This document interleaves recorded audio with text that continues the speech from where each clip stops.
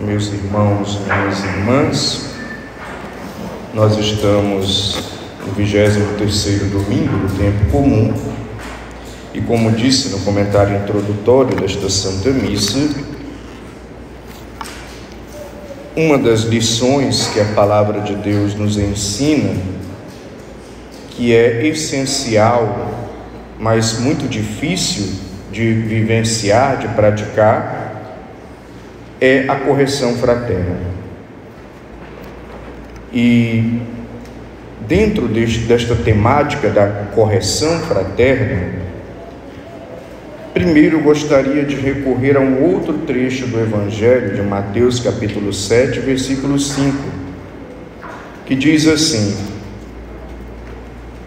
tira primeiro a trave do teu olho, e então poderás ver com clareza para poder tirar o cisco do olho do teu irmão. Então é importante que nós, para vivermos a correção fraterna, nós precisamos ter a consciência de que nós somos também pecadores. Nós precisamos ter a consciência de que nós também falhamos. Porque senão a correção fraterna, ela vai virar uma agressão, um julgamento, uma atitude moralista, que vai lá brigar com a outra pessoa, esculhambar a outra pessoa, agredir a outra pessoa, e às vezes nem está visando o bem da pessoa, só está desafogando raivas, desafogando mágoas, desafogando um desejo de punir. E a correção fraterna não é nada disso. Então, por isso, eu tenho que primeiro me enxergar, saber que sou tão limitado e tenho tantos erros quanto meu irmão e minha irmã têm, para que eu use de caridade na correção fraterna.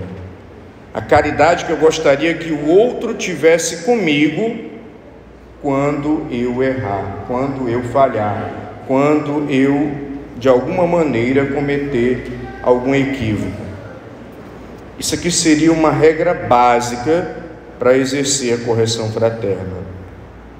Quando nós falamos de correção fraterna, está claro aqui no Evangelho, né? Se teu irmão pecar contra ti, vai corrigi-lo, mas em particular e a sós contigo.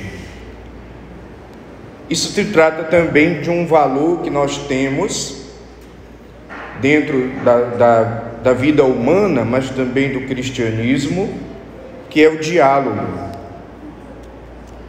Nós precisamos saber dialogar. Uma boa correção fraterna, ela vai acontecer dentro de um clima de diálogo. E aqui nós temos um outro problema, porque muitas vezes nós não sabemos dialogar.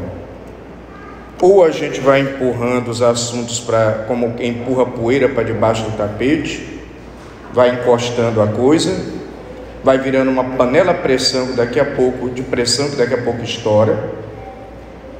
Ou quando a gente vai para o diálogo, vai sem saber falar, já vai agredindo, cobrando, acusando, apontando o dedo, moralismo.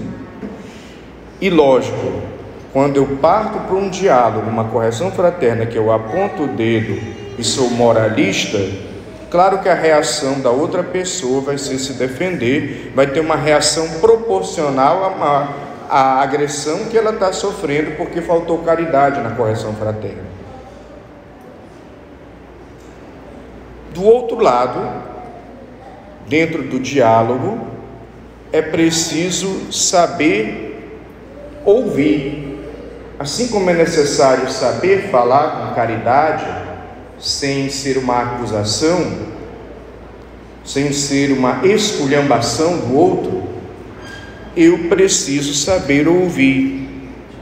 E também é um outro problema. Muitas vezes nós não sabemos ouvir. A nossa reação já é uma reação de se sentir ofendido, de se sentir ofendida, e de se fechar, e aí a correção não serve para nada, porque eu já me fechei, não quero ouvir. e outras vezes até de ser agressivo, mesmo com a outra pessoa me falando com toda a educação do mundo de um ponto fraco meu que eu preciso trabalhar. Então muitas vezes nós não sabemos falar e não sabemos ouvir. E isso serve para a família, para o trabalho, para a comunidade, para todas as nossas relações humanas. Saber ouvir e saber falar. Falar com caridade e desarmar-se sem logo querer se defender na hora que está ouvindo. Não se ofender logo. Dá, digamos assim, oportunidade para que aquilo que eu estou ouvindo possa servir para o meu crescimento. E aí aqui está, na correção fraterna, nós precisamos ter humildade. Se eu não sou humilde, ou se eu não me esforço para ser humilde, se eu não me esforço para vencer o orgulho, o amor próprio exagerado que está em mim, eu não consigo receber a correção fraterna. Então, para que haja correção fraterna, eu preciso me enxergar e não me achar superior a ninguém. Eu sou um irmão que quer ajudar o outro. Eu preciso dialogar e saber ouvir e saber falar. E eu preciso ter uma atitude de humildade, porque se eu estou cheio do meu orgulho, eu não vou ouvir. E também o orgulho vai atrapalhar falar, porque eu também já vou falar com aquele sentido moralista.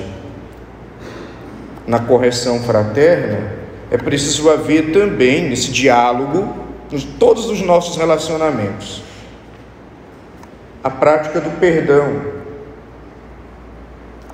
Porque quem vai ajudar o irmão fazendo a correção fraterna está perdoando também. Porque se eu não vou com o espírito de perdão, de misericórdia, eu acabo também agredindo a outra pessoa. Mas também quem ouve precisa ter aquela humildade de, reconhecendo a sua falha, pedir perdão também, reconhecer, eu errei. Então, na correção fraterna, existe o dar e o receber o perdão, mas também o pedir perdão. E nesse pedir perdão, faz parte da correção fraterna, saber admitir os erros. Só que nós temos uma dificuldade danada para admitir nossos erros. Para, como diz o povo no popular, dar o braço a torcer. Nós somos muito imaturos. A gente logo quer brigar, logo se ofende, logo agride, ou então se fecha, silencia, fica de cara feia. Então, quando eu não sei admitir os meus erros, eu nunca vou crescer, eu nunca vou melhorar, eu nunca vou progredir, eu não vou amadurecer, nem espiritualmente, nem humanamente, nem nos meus relacionamentos. Eu vou ficar errando constantemente, porque o primeiro passo para sair de um erro é admitir que está errado, que está errada. E é nessa admissão do erro, numa atitude de humildade, sabendo ouvir, que também a correção fraterna nos ajuda a repensar. Às vezes eu não estou enxergando aquele erro. Às vezes eu não estou percebendo que eu não estou agindo bem. E tanto quem fala, quem faz a correção, como quem ouve, tem aí a oportunidade de um crescimento. Quem fala tem que tomar consciência, talvez o fulano, a fulana não esteja enxergando isso. Eu preciso falar, para que ele enxergue e melhore. E quem ouve, talvez esteja na ignorância mesmo, não percebeu, faz sem perceber. E aí, tendo um irmão que alerte, eu posso melhorar, eu posso corrigir, eu posso me trabalhar, ou pelo menos fazer esse esforço, porque no nosso autotrabalho, na nossa conversão, nem tudo vai mudar 100%, né? Porque nós não somos perfeitos, né? Sempre vai haver algo para corrigir, sempre vai haver algo para amadurecer, e o amadurecimento nunca será assim, depois que alguém te corrigiu, agora você vai ser perfeito. Vai nada, vai errar ainda outras vezes, mas o importante é ter consciência e trabalhar-se. E os obstáculos para que a correção fraterna aconteça, para que aquilo que Jesus está falando, está recomendando para que nós resolvamos os conflitos que nós temos no dia a dia, nos nossos relacionamentos, e não existe vida, convivência sem conflito, o obstáculo também é o medo de falar. Eu não vou falar porque eu tenho medo da reação da outra pessoa, que de fato às vezes a outra pessoa é imatura. Isso cria um obstáculo. E aí o problema vai só aumentando, vai só acumulando. Eu não vou falar porque tadinho, eu não vou magoar. Coitadinho dela, coitadinho dele, se eu falar vai ofender. Aí não fala, aí o erro vai só aumentando. Isso serve para esposa, pais e filhos, isso serve para membros da comunidade, isso serve para pessoas no relacionamento de trabalho, né? E aí o erro vai aumentando, e como eu disse, é igual uma panela de pressão mal regulada, aumenta a pressão e depois explode. E aí quando explode fica mais difícil de resolver o problema.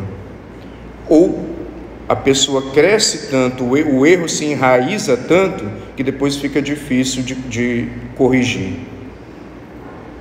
Então, é preciso que nós eliminemos esse obstáculo, o ter coragem de falar, e aquele que reage de uma maneira grosseira, tentar se conter e não se fazer de vítima, né? Porque a pessoa recebe às vezes a correção fraterna, a orientação, não sabe ouvir. Eu só ouço o que me convém, eu só quero ouvir o que me agrada. Eu quero ouvir, inclusive, a crítica feita aos outros, tudo bem. Eu quero ouvir elogios, tudo bem. Mas falou de uma falha minha, solta um capetinha que está preso ali, né? O cara fica enfesado e não consegue ouvir, porque deixa o ódio tomar conta, a raiva tomar conta, fica cego e perde a oportunidade de crescer. Ou então, quando eu não sei ouvir, eu sempre coloco a culpa nos outros, né? E esse pecado de colocar a culpa nos outros é antigo. Lembra de Adão e Eva e a serpente? Depois do pecado original, Deus perguntou a Adão: quem te ensinou isso aqui? Foi Eva. Fui eu não. Eva, quem fez isso aqui? Não, fui eu não, foi a serpente. Entendeu? Então às vezes nós somos incapazes de reconhecer: sim, eu errei, me perdoe, eu estou arrependido, eu vou tentar melhorar, mas me ajude, por favor. Então, quando nós encaramos o diálogo, a correção fraterna com essa maturidade, gente, é outro patamar. Nossos relacionamentos, nossos conflitos vão se resolver com mais facilidade.